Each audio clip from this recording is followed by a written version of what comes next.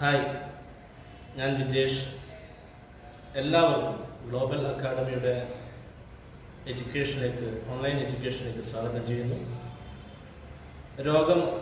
നമ്മുടെ കൊറോണ രോഗ പ്രതിസന്ധിയിലൂടെയാണ് നാം മുന്നോട്ട് പോകുന്നത്. ഈ പ്രതിസന്ധിയും നമുക്ക് മറികടക്കാൻ പറ്റണം. ഈ പ്രതിസന്ധിക്കിടയിലും നമുക്ക് വിദ്യാഭ്യാസം മുന്നോട്ട് കൊണ്ടുപോകേണ്ടത് നമ്മുടെ അതിപ്രധാനമായ ഒരു ചുമതലയാണ്. ആ ചുമതല സർക്കാരിനൊപ്പം വിദ്യാർത്ഥികളെ സഹായിക്കാൻ വേണ്ടി വടകരയിലെ ഗ്ലോബൽ അക്കാഡമിയും നിങ്ങൾക്കൊപ്പം ചേരുകയാണ്. നമ്മൾ ഇന്ന് ഇവിടെ ചർച്ച ചെയ്യാൻ പോകുന്ന വിഷയം എന്ന് പറയുന്നത് സോഷ്യൽ സയൻസാണ്. ഈ സോഷ്യൽ സയൻസിന് രണ്ട് ഭാഗങ്ങളാണ്. ഒന്ന് ജോഗ്രഫിയാണത്, ഹിസ്റ്ററി ഉൾപ്പെടുന്ന മറ്റൊരു ഭാഗമാണത്. അതിൽ ഹിസ്റ്ററി ഉൾപ്പെടുന്ന ഒരു ഭാഗത്തെക്കുറിച്ചാണ് നാം ചർച്ച ചെയ്യുന്നത്. അതിൽ പ്രധാനമായിട്ടും നമ്മുടെ ഹിസ്റ്ററിയും ജോഗ്രഫിയും ഇഷ്ടമുള്ള ആളുകളുണ്ടാവും, ഇഷ്ടമില്ലാത്ത ആളുകളുണ്ടാവും. ഇഷ്ടമില്ലാത്ത ആളുകൾ പൊതുവെ വായനാശീലം വളരെ കുറഞ്ഞ ആളുകളായിരിക്കും. വായനാശീലം കൂടിയ ആളുകൾക്ക് ഈ സോഷ്യൽ സയൻസ് കൈകാര്യം ചെയ്യാനും അതിൽ നിന്ന് മാർക്ക് നേടാനും വളരെ എളുപ്പമാണ്.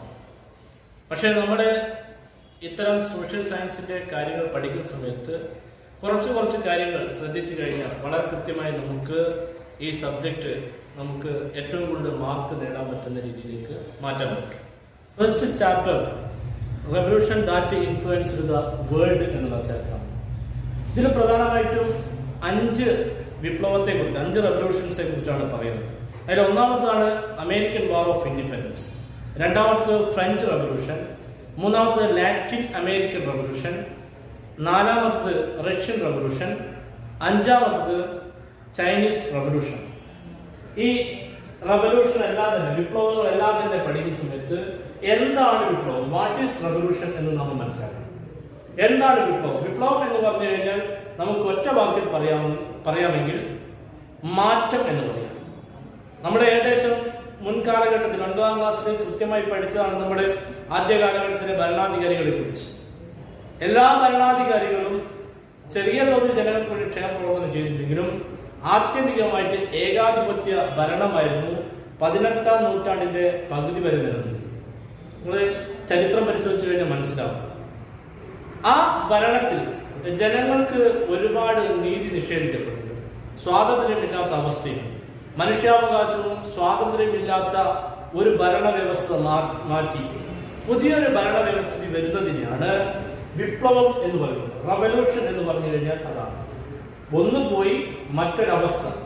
നമ്മൾ റവല്യൂഷൻ എന്ന് പറയുന്ന സമയത്ത് മനുഷ്യാവകാശവും സ്വാതന്ത്ര്യം നിഷേധിക്കപ്പെട്ട ഒരു വ്യവസ്ഥ മാറി പുതിയൊരു ഭരണവ്യവസ്ഥ കൊണ്ടുവരുന്നതിനെയാണ് റവല്യൂഷൻ എന്ന് പറയുന്നത്. ഇങ്ങനെയുള്ള ലോകത്തിലെ അതിപ്രധാനപ്പെട്ട 5 വിപ്ലവങ്ങളെ കുറിച്ചാണ് നമ്മൾ ഈ ക്ലാസ്സിൽ ചർച്ച ചെയ്യുന്നത്. അതിലാദ്യത്താണ് American war of independence, American സ്വാതന്ത്ര്യ സമരം. American war of independence, American സ്വാതന്ത്ര്യ സമരം. ഈ അമേരിക്കൻ സ്വാതന്ത്ര്യ സമരം വരുന്നതിന് മുമ്പ് നമുക്ക് പഠിക്കേണ്ട ഒരു പ്രധാനപ്പെട്ട കാര്യം എൻലൈറ്റ്മെന്റ് ആണ്, ജ്ഞാനോദയം. നമുക്കിവിടെ എഴുതി കണ്ട് എൻലൈറ്റ്മെന്റ്, ജ്ഞാനോദയം. എന്താണ് ജ്ഞാനോദയം എന്നത്? യൂറോപ്പിൽ രൂപം കൊണ്ട ഒരു ശാസ്ത്ര പ്രവർത്തകന്മാരുടെ കൂട്ടായ്മ, പറഞ്ഞു കഴിഞ്ഞാൽ ഒരു കൾച്ചറൽ മൂവ്മെന്റ്. കൾച്ചറൽ മൂവ്മെന്റ് എന്ന് പറഞ്ഞു കഴിഞ്ഞാൽ ഒരു സംഘടനയാണ് എൻലൈറ്റ്മെന്റ് എന്ന് പറയുന്നത്. ആ കൾച്ചറൽ മൂവ്മെന്റിന്റെ പ്രവർത്തനത്തിന്റെ ഭാഗമായിട്ടാണ് ലോകത്ത് റവല്യൂഷൻ രൂപം കൊള്ളുന്നത്. അത് ചെറുങ്ങനെ മനസ്സിലാക്കി വെച്ചാൽ ജസ്റ്റ് ഒന്ന് മനസ്സിലാക്കി വെച്ച് കഴിഞ്ഞാൽ എൻലൈറ്റ്മെന്റ് എന്ന് പറഞ്ഞു കഴിഞ്ഞാൽ യൂറോപ്പിൽ രൂപം കൊണ്ട ഇന്റലക്ച്വൽ ആൻഡ് കൾച്ചറൽ മൂവ്മെന്റിനെയാണ് എൻലൈറ്റ്മെന്റ് എന്ന് പറയുന്നത്. ബുദ്ധിപരവും അതുപോലെ തന്നെ സാംസ്കാരികവുമായ മൂവ്മെന്റ് സംഘടനയാണ് ജ്ഞാനോദയം. ഇത് യൂറോപ്പിലാണ് 17ാം നൂറ്റാണ്ടിന്റെ അവസാന കാലഘട്ടത്തിൽ രൂപം കൊള്ളുന്നത്. ശാസ്ത്രചിന്ത ജനങ്ങളിലേക്ക് പ്രചരിപ്പിക്കുക എന്നതാണ് എൻലൈറ്റ്മെന്റിന്റെ പ്രധാനം. ഇവരുടെ എല്ലാ പ്രവർത്തനത്തിന്റെ ഭാഗമായിട്ടാണ് ലോകത്ത് റവല്യൂഷൻ. അങ്ങനെയുള്ള വിപ്ലവങ്ങളിൽ ആദ്യത്തെ പഠിക്കേണ്ട വിപ്ലവമാണ് American war of independence, American സ്വാതന്ത്ര്യ സമരം. അമേരിക്കയെ കുറിച്ച് അറിയാം. അമേരിക്ക കണ്ടുപിടിച്ചത് സ്പാനിഷ് സഞ്ചാരിയായിട്ടുള്ള ക്രിസ്റ്റഫർ കൊളംബസ് ആണ്. ആ ക്രിസ്റ്റഫർ കൊളംബസ് കണ്ടുപിടിച്ച അമേരിക്ക റെഡ് ഇന്ത്യൻസ് ആണ്. ആദ്യമായി ഇന്ത്യൻസ് എന്നാണ് ക്രിസ്റ്റഫർ കൊളംബസ് ഇന്ത്യയാണെന്ന് ധരിച്ചിട്ട് അവിടെയുള്ള അന്തേവാസികളെ വിളിച്ചത്. ആ അമേരിക്കയിൽ ബ്രിട്ടനിൽ നിന്ന് കുടിയേറി പാർത്ത ബ്രിട്ടീഷുകാരുണ്ട്. വിവിധങ്ങളായ കാരണങ്ങളുണ്ട്. മതവിവേചനത്തിന്റെ ഭാഗമായി ബ്രിട്ടനിൽ നിന്ന് മേയ്ഫ്ലവർ എന്ന കപ്പലിൽ നിന്ന് അമേരിക്കയിലേക്ക് പുറന്തള്ളപ്പെട്ട ബ്രിട്ടീഷ് കുടിയേറ്റക്കാരായിരുന്നു പിന്നീട് അമേരിക്കയിലെ 13 കോളനികൾ ഭരണം നടത്തിയത്. ഈ അമേരിക്കയിൽ കുടിയേറിപ്പാർത്ത ബ്രിട്ടീഷുകാരുടെ ചൂഷണമാണ് അമേരിക്കൻ സ്വാതന്ത്ര്യ സമരത്തിന് ഇടയാക്കിയ പ്രധാനപ്പെട്ട വസ്തു. അമേരിക്കൻ കോളനികളിൽ എത്തിയ ബ്രിട്ടീഷ് കുടിയേറ്റക്കാർ അറിയപ്പെടുന്നത് പിൽഗ്രിം ഫാദേഴ്സ് എന്ന പേരാണ്. പിൽഗ്രിം ഫാദേഴ്സ്, തീർത്ഥാടക പിതാക്കൾ എന്ന പേരിലാണ് അമേരിക്കയിലേക്ക് കുടിയേറിപ്പാർത്ത ബ്രിട്ടീഷുകാർ അറിയപ്പെടുന്നത്. ഈ പിൽഗ്രിം ഫാദേഴ്സ് ആണ് പിന്നീട് അമേരിക്കയിലെ 13 കോളനികൾ ഭരണം നടത്തിയത്. ആ അമേരിക്കൻ കോളനി നടത്തിയ ചൂഷണത്തിന്റെ ഭാഗമായിട്ടാണ് അമേരിക്കൻ സ്വാതന്ത്ര്യ സമരം പൊട്ടിപ്പുറപ്പെടുന്നത്. അവര് കോളനികളിൽ നടപ്പിലാക്കിയ പ്രധാനപ്പെട്ട നിയമമാണ് നിയമം മെർക്കന്റൈലിസ്റ്റ് നിയമം എന്ന പേരിൽ അറിയപ്പെടുന്നത്. മെർക്കന്റൈലിസ്റ്റ് നിയമം ചിലപ്പോൾ ചോദിക്കാൻ സാധ്യതയുള്ള, നമ്മുടെ ബോർഡ് എക്സാമിനേഷനിൽ ചോദിക്കാൻ സാധ്യതയുള്ള ഒരു പ്രധാനപ്പെട്ട ഒരു പോയിന്റ് ആണ് മെർക്കന്റൈലിസ്റ്റ് ലോ. എന്താണ് വാട്ട് ഈസ് മെർക്കന്റൈലിസ്റ്റ് ലോ എന്നത്? അപ്പൊ നമുക്ക് വളരെ കൃത്യമായിട്ട് നമ്മുടെ മനസ്സിലുണ്ട് എന്താണ് മെർക്കന്റൈലിസ്റ്റ് നിയമം എന്ന് പറഞ്ഞു കഴിഞ്ഞാൽ, അമേരിക്കയിലെ ബ്രിട്ടീഷ് വ്യാപാരികൾ നടപ്പിലാക്കിയ നിയമങ്ങളെയാണ് മെർക്കന്റൈലിസ്റ്റ് നിയമം എന്ന് പറയുന്നത്. എന്താണ് മെർക്കന്റൈലിസ്റ്റ് നിയമം എന്ന് പറഞ്ഞാല് അമേരിക്കയിൽ ബ്രിട്ടീഷ് വ്യാപാരികൾ നടപ്പിലാക്കിയ അല്ലെങ്കിൽ ബ്രിട്ടീഷ് കുടിയേറ്റക്കാർ നടപ്പിലാക്കിയ നിയമത്തെയാണ് മെർക്കന്റൈലിസ്റ്റ് നിയമം എന്ന പേരിൽ അറിയപ്പെടുന്നത്. ഈ മെർക്കന്റൈലിസ്റ്റ് നിയമത്തിൽ പ്രധാനമായിട്ട് നമുക്ക് 5 പ്രധാനപ്പെട്ട നിയമങ്ങൾ നമ്മൾ പഠിച്ചിരിക്കണം. അതിൽ ഒന്നാമത്തെ നിയമം എന്ന് പറയുന്നത് ബ്രിട്ടനിൽ നിന്നോ ബ്രിട്ടനിലേക്കോ വ്യാപാരം നടത്താനുള്ള കപ്പലുകൾ ഒന്നുകിൽ ബ്രിട്ടീഷ് കപ്പലോ അല്ലെങ്കിൽ കോളനികൾ തന്നെ നിർമ്മിച്ച കപ്പലോ മാത്രമേ ഉപയോഗിക്കാൻ പാടുള്ളൂ. ഒന്ന്, വ്യാപാരത്തിന് ഒന്നുകിൽ കോളനികൾ നിർമ്മിച്ച കപ്പൽ ഉപയോഗിക്കുക, അല്ലെങ്കിൽ ബ്രിട്ടീഷ് കപ്പൽ മാത്രം ഉപയോഗിക്കുക. രണ്ടാമത്തത്, എല്ലാ രേഖാ ഇടപാടുകളിലും പത്രങ്ങളിലും ലൈസൻസിലും ബ്രിട്ടീഷ് സ്റ്റാമ്പ് പതിപ്പിക്കണം. എല്ലാ രേഖാ ഇടപാടുകളിലും അതോടൊപ്പം പത്രങ്ങളിലും ലൈസൻസുകളിലും ബ്രിട്ടീഷ് സ്റ്റാമ്പ് പതിപ്പിക്കണം. അതൊരു മെർക്കന്റൈലിസ്റ്റ് നിയമമാണ്. മൂന്നാമത്തെ മെർക്കന്റൈലിസ്റ്റ് നിയമം എന്ന് പറയുന്നത് അമേരിക്കയിൽ ഉത്പാദിപ്പിക്കുന്ന പുകയില, പഞ്ചസാര, കമ്പിളി, പരുത്തി എന്നീ ഉൽപ്പന്നങ്ങൾ ബ്രിട്ടനിലേക്ക് മാത്രമേ കയറ്റി അയക്കാൻ പാടുള്ളൂ എന്നത് ഒരു നിയമമായിരുന്നു. നാലാമത്, അമേരിക്കൻ കോളനികളിൽ ജോലി ചെയ്തിരുന്ന ബ്രിട്ടീഷ് ഉദ്യോഗസ്ഥർക്ക് ഭക്ഷണവും അതുപോലെ തന്നെ ശമ്പളവും അവരുടെ പാർപ്പിട സൗകര്യവും അമേരിക്കൻ കോളനിവാസികൾ ഒരുക്കി കൊടുക്കണം. അതൊരു മെർക്കന്റൈലിസ്റ്റ് നിയമം. അഞ്ചാമത്തെ മെർക്കന്റൈലിസ്റ്റ് നിയമം അമേരിക്കയിൽ ഇറക്കുമതി ചെയ്യുന്ന ഉൽപ്പന്നങ്ങളായ ഗ്ലാസ്, പേപ്പർ, ചായ തുടങ്ങിയവയ്ക്ക് നികുതി നൽകിയിരിക്കണം. ഇതാണ് പ്രധാനപ്പെട്ട മെർക്കന്റൈലിസ്റ്റ് നിയമത്തിൽ ഉൾപ്പെട്ട പ്രധാനപ്പെട്ട നിയമം. ചൂഷണ ഉപാധിയായി ബ്രിട്ടീഷ് കുടിയേറ്റക്കാർ നടപ്പിലാക്കിയ പ്രധാനപ്പെട്ട നിയമം. ഇതിനെതിരെയാണ് വലിയ പ്രക്ഷോഭം അമേരിക്കയിലെ വിവിധ പ്രദേശങ്ങളിൽ രൂപപ്പെട്ടു. അവർ മുന്നോട്ട് വെച്ച പ്രധാനപ്പെട്ട മുദ്രാവാക്യം നോ ടാക്സേഷൻ വിത്തൗട്ട് റെപ്രസെന്റേഷൻ എന്നാണ്. നോ ടാക്സേഷൻ വിത്തൗട്ട് റെപ്രസെന്റേഷൻ, പ്രാതിനിധ്യമില്ലാതെ നികുതിയില്ല. ഞങ്ങളും കൂടി ഉൾപ്പെട്ട ഒരു ഭരണത്തിന് മാത്രമേ ഞങ്ങൾക്കെതിരെ ഒരു നികുതി ചുമത്താനുള്ള അവകാശമുള്ളൂ എന്നുള്ളതാണ് പ്രക്ഷോഭകാരികൾ മുന്നോട്ട് വെച്ച പ്രധാനപ്പെട്ട മുദ്രാവാക്യം. ചിലപ്പം ചോദിക്കാൻ സാധ്യതയുള്ള ഒരു 1 വേർഡ് ക്വസ്റ്റ്യൻ ആണ് നോ ടാക്സേഷൻ വിത്തൗട്ട് റെപ്രസെന്റേഷൻ. ഈ സ്ലോഗൻ, ഈ മുദ്രാവാക്യം ഏത് സ്വാതന്ത്ര്യ സമരത്തിൽ ഉയർന്നു വന്നതാണ് ചോദിക്കും. ചിലപ്പോൾ ചോദിക്കാൻ ഒരു മാർക്ക് ക്വസ്റ്റ്യൻ ചോദിക്കാൻ സാധ്യതയുള്ള ഒരു പ്രാവശ്യം ചോദിച്ചതാണ്. അപ്പോ തീർച്ചയായും പറഞ്ഞത് നോ ടാക്സേഷൻ വിത്തൗട്ട് റെപ്രസെന്റേഷൻ എന്നുള്ള മുദ്രാവാക്യം, സ്ലോഗൻ എന്ന് പറയുന്നത് American war of independence, American സ്വാതന്ത്ര്യ സമരവുമായി ബന്ധപ്പെട്ട ഒരു കാര്യമാണ്. ഈ മുദ്രാവാക്യമാണ് മെർക്കന്റൈലിസ്റ്റ് നിയമത്തിനെതിരെ വിപ്ലവകാരികൾ മുന്നോട്ട് വെച്ച പ്രധാനപ്പെട്ട മുദ്രാവാക്യം. ഇതിന്റെ അടിസ്ഥാനത്തിൽ ഈ പ്രക്ഷോഭത്തിന്റെ എല്ലാം ഒരു നേതൃസ്ഥാനത്തിലേക്ക് വരാൻ വേണ്ടി 1774 ഫസ്റ്റ് കോണ്ടിനെന്റൽ കോൺഗ്രസ് ആരംഭിച്ചു. ഫിലാഡൽഫിയയിൽ വെച്ചാണ് ഈ ഫസ്റ്റ് കോൺഗ്രസ് ആരംഭിക്കുന്നത്. 1774. നമ്മുടെ ഈ വർഷങ്ങളെല്ലാം വളരെ കൃത്യമായിട്ട് നമ്മുടെ മനസ്സിലുണ്ടാവണം. ചിലപ്പോൾ ക്രോണോളിക്കൽ അറേഞ്ച്മെന്റ് എന്നുള്ള ഒരു പ്രത്യേക ക്വസ്റ്റ്യൻ ഉണ്ട്. ഓരോ വർഷവും കൊടുത്തിട്ട് അത് അറേഞ്ച്മെന്റ് ചെയ്യാൻ വേണ്ടിട്ട് കൊടുക്കും. 2 മാർക്ക് ക്വസ്റ്റ്യൻ ചോദിച്ചാണ് മുന്നേ ഉള്ളതാണ്. കഴിഞ്ഞ പ്രാവശ്യം ചോദിച്ചാണ്, അതിന്റെ മുന്നത്തെ പ്രാവശ്യം വളരെ കൃത്യമായിട്ട് ചോദിച്ചാണ്. അപ്പോ ഈ ഫസ്റ്റ് കോണ്ടിനൽ കോൺഗ്രസ് സമ്മേളനം നടന്നത് എവിടെ വെച്ചാണ്? കോൺഗ്രസ് നടന്നത് എവിടെ വെച്ചാണ്? ഫിലാഡൽഫിയയിൽ 1774. ഇതിന് നേതൃത്വം കൊടുക്കുന്നത് ജോർജ് വാഷിംഗ്ടൺ, ബെഞ്ചമിൻ ഫ്രാങ്ക്ലിൻ ഉൾപ്പെടെയുള്ള, ജെയിംസ് മാഡിസൺ ഉൾപ്പെടെയുള്ള, തോമസ് ജെഫേഴ്സൺ ഉൾപ്പെടെയുള്ള ആളുകളാണ് ഈ കോണ്ടിനൽ കോൺഗ്രസിന്റെ നേതൃത്വം. 13 കോടികളുടെയും ആളുകളെ ഫിലാഡൽഫിയയിൽ പ്രത്യേക സമ്മേളനം വിളിച്ചുകൊണ്ട് അമേരിക്കൻ സ്വാതന്ത്ര്യ സമരത്തിന്റെ നയരൂപീകരണത്തിന് ഈ കോൺഗ്രസ് രൂപീകരിച്ചു. പിന്നീട് രണ്ടാം കോൺഗ്രസ്, കോണ്ടിനൽ കോൺഗ്രസ് 1775 ഫിലാഡൽഫിയയിൽ വെച്ചത്.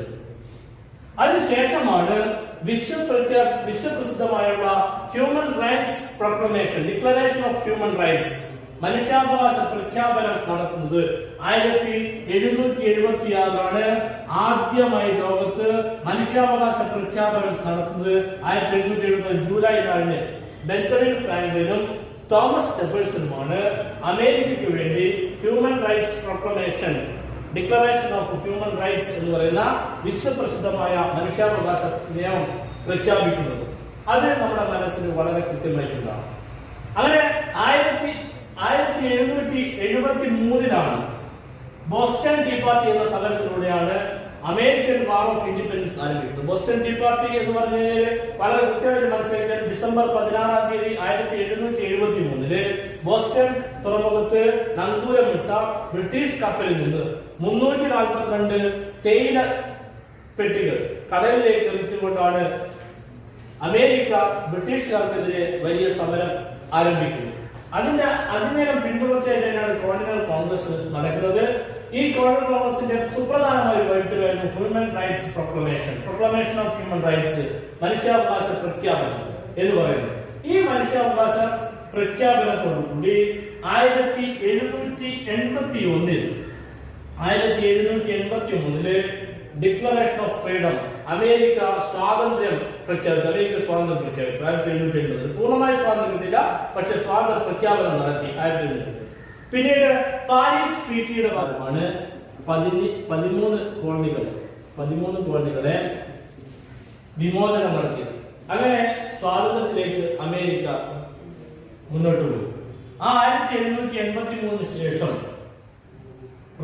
അമേരിക്കൻ വാർ ഓഫ് ഇൻഡിപെൻഡൻസ് എന്ന് പറയുന്ന സ്വാതന്ത്ര്യ സമരം ലോകത്തെ വലിയ രീതിയിലുള്ള സ്വാധീനമാണ് ലോകത്ത് ചെലുത്തിയത്.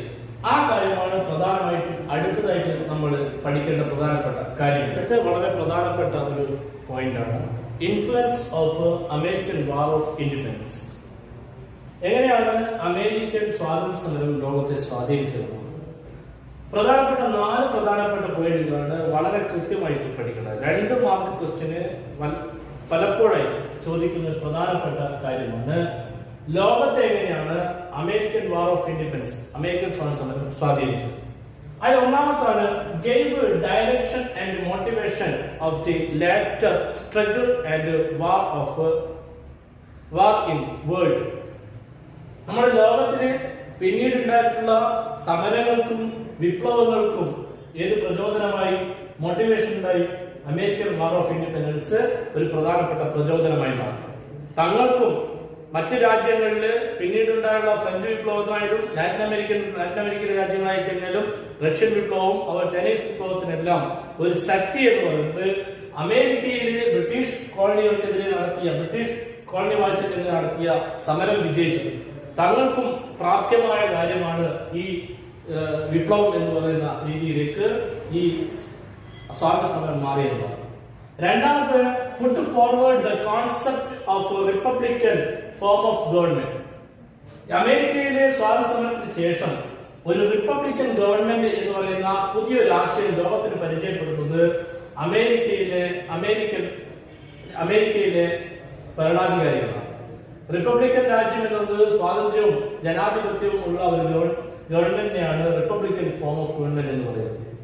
അതിനുശേഷം നമ്മൾ മൂന്നാമത്തെ പ്രധാനപ്പെട്ട ഒരു കാര്യമാണ് prepared the first written constitution.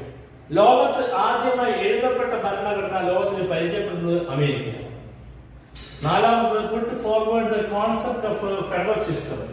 Federal സംവിധാനത്തിലുള്ള ഒരു ഭരണരീതി ലോകത്തിന് പരിചയപ്പെടുന്നത് അമേരിക്കയാണ്. ഫെഡറൽ സംവിധാനം എന്നത് കേന്ദ്ര ഗവൺമെന്റും സ്റ്റേറ്റ് ഗവൺമെന്റും കൂടി ചേർന്ന ഭരണ സംവിധാനത്തെയാണ് ഫെഡറൽ സിസ്റ്റം. ഇത് ആദ്യമായി ലോകത്തിന് പരിചയപ്പെടുത്തുന്നത് അമേരിക്കയാണ്. ഇത്രയും കാര്യങ്ങളാണ് അമേരിക്കൻ വാർ ഓഫ് ഇൻഡിപെൻഡൻസ് എന്ന് നമ്മൾ മനസ്സിലാക്കുന്നത്. ഇപ്പൊ നമ്മൾ ആദ്യം പഠിച്ച കാര്യം ഒന്ന് എൻലൈറ്റ്മെന്റ് ആണ്. എന്താണ് എൻലൈറ്റ്മെന്റ്? എൻലൈറ്റ്മെന്റ് എന്ന് പറഞ്ഞാൽ ജ്ഞാനോദയം എന്ന് പറഞ്ഞു കഴിഞ്ഞാൽ യൂറോപ്പിൽ 17-ാം നൂറ്റാണ്ടിന് ശേഷം ഉയർന്നു വന്ന ശാസ്ത്ര ചിന്തകന്മാരുടെ കൂട്ടായ്മയാണ് enlightenment. Intellectual and cultural movement എന്ന് പറയുന്നത് എൻലൈറ്റ്മെന്റ് എന്ന് പറയുന്നത്, ജ്ഞാനോദയം എന്ന് പറയുന്നത്. പിന്നീട് നമ്മൾ പഠിച്ചത് അമേരിക്കയിലെ ബ്രിട്ടീഷ് കുടിയേറ്റക്കാരെ പൊതുവെ അറിയപ്പെടുന്നത് പിൽഗ്രിം ഫാദേഴ്സ്, തീർത്ഥാടക പിതാക്കൾ എന്ന പേരിലാണ്. പിന്നെ നമ്മൾ പഠിച്ചത് മർക്കന്റിലിസ്റ്റ് നിയമം. അമേരിക്കയില് ബ്രിട്ടീഷ് കുടിയേറ്റക്കാർ നടപ്പിലാക്കിയ നിയമത്തെയാണ് മർക്കന്റിലിസ്റ്റ് നിയമം എന്ന് പറയുന്നത്. 5 മർക്കന്റിലിസ്റ്റ് നിയമം നമ്മുടെ മനസ്സിൽ ഉണ്ടാവും. അതിനുശേഷം 1773 ബോസ്റ്റൺ ടീ പാർട്ടി സമരത്തിലൂടെയാണ് അമേരിക്കൻ സ്വാതന്ത്ര്യ സമരത്തിന് പ്രത്യക്ഷമായ തുടക്കം കുറിക്കുന്നത്. അതിനുശേഷം നോൺ ടാക്സേഷൻ വിത്തൗട്ട് റെപ്രസെന്റേഷൻ എന്ന മുദ്രാവാക്യം ഉയർത്തിപ്പിടിച്ച് നോർത്ത് അമേരിക്കയിലെ വിവിധ പ്രദേശങ്ങളിൽ ആളുകൾ സമരത്തിലേക്ക് ഇറങ്ങി. അതിന്റെ പശ്ചാത്തലത്തിൽ 1774 ഫസ്റ്റ് കോണ്ടിനന്റ് സമ്മേളനം നടന്നു, ഫിലാഡൽഫിയയിൽ വെച്ച് നടന്നു. 1775 രണ്ടാം കോണ്ടിനന്റ് സമ്മേളനം നടന്നു. 1776 July 4 declaration of human rights Benjamin ഫ്രാങ്ക്ലിനും തോമസ് ജെഫേഴ്സണത്തില് മനുഷ്യാവകാശ പ്രഖ്യാപനം നടത്തി. അതിനുശേഷം 1781 സ്വാതന്ത്ര്യ പ്രഖ്യാപനം നടത്തി. 1783 പാരീസ് ട്രീറ്റി, പാരീസ് ഉടമ്പടി പ്രകാരം അമേരിക്കയിലെ 13 കോളനികളിലും സ്വാതന്ത്ര്യം നേടി. അതിനുശേഷം ലോകത്ത് അമേരിക്കൻ സ്വാതന്ത്ര്യ സമരം ഉണ്ടാക്കിയുള്ള പ്രതിഫലനങ്ങൾ 4 കാര്യങ്ങൾ പറയണം. ഗെയിം ദ ഡയറക്ഷൻ മോട്ടിവേഷൻ, മറ്റ് സമരങ്ങൾക്ക് പ്രചോദനമായി, പിന്നീട് വന്ന സമരങ്ങൾക്ക് പ്രചോദനമായി. പിന്നീട് റിപ്പബ്ലിക്കൻ ഫോമിലുള്ള ഒരു ഗവൺമെന്റ് ആദ്യമായി ലോകത്തിന് പരിചയപ്പെട്ട അമേരിക്കയാണ്. പിന്നീട് ആദ്യമായിട്ട് ലോകത്തിന് എഴുതപ്പെട്ട ഒരു ഭരണഘടന ഉണ്ടാക്കിയത് അമേരിക്കയാണ്. 4-മത് ഫെഡറൽ സിസ്റ്റം എന്ന് പറയുന്ന സംവിധാനം ലോകത്തിന് പരിചയപ്പെടുത്തിയത് അമേരിക്ക. ഇത്രയും കാര്യമാണ് നമ്മുടെ revolution that influence the world എന്ന പാർട്ടിലെ ആദ്യത്തെ party American war of independence നമ്മൾ മനസ്സിലാക്കുന്നത്. അപ്പോൾ തുടർന്നും ഈ ചാപ്റ്ററിന്റെ മറ്റ് ഭാഗങ്ങൾ നമുക്ക് ഓൺലൈനായിട്ട് നിങ്ങൾക്ക് ക്ലാസ് ഉണ്ടാകും. അമേരിക്കൻ വാർ ഓഫ് ഇൻഡിപെൻഡൻസ് കഴിഞ്ഞ് കഴിഞ്ഞാൽ ബാക്കി 4 റവല്യൂഷനെ കുറിച്ചാണ് പറയുന്നത്. ആ കാര്യം തുടർന്നുള്ള ഓൺലൈൻ ക്ലാസ്സുകളിൽ നമുക്ക് ചർച്ച ചെയ്യാം. ഈ ഗ്ലോബൽ അക്കാഡമി നടത്തിയ ഈ ഓൺലൈൻ ക്ലാസ്സിൽ സഹകരിച്ച മുഴുവൻ ആളുകൾക്കും നന്ദി അറിയിക്കുകയാണ്.